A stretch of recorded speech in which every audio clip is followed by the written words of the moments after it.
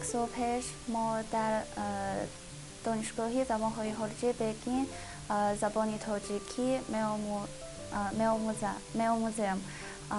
بعد در همین سال ما به تاجیکستان می رویم. من میخواهم در سفارتخانه کار میکنم. سفارتخانه چین در تاجیکستان یا در روسیه.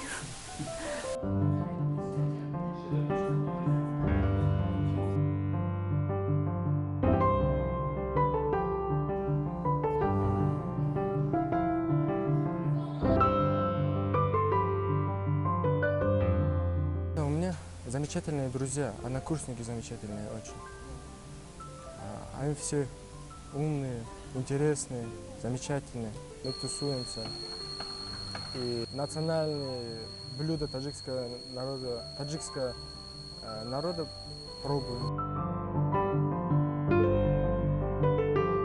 شهروندان خارجی اساساً در بخش طبی، داروسازی، حقوق شناسی، مناسبت‌های بین‌الخلقی و رشته‌های اقتصادی بسیار توجه دارند و باعث خرسندی است که سال اخیر الکی در بخش‌های علم‌های طبیعی از قسم فیزیکا و متماتیکا و شیمیا نیز توجه ظاهر کردند که در اینجا تحصیل می‌کنند و قسمتی از همه مهم آن است که امروز شهروندان خارجی برای تحصیل با دانشگاه ملی رو همچون بعضی اساسی آموزش زبان تاجیکی انتخاب کردند که برای آموختن زبان تاجیکی نیز توجه ظاهر کردند.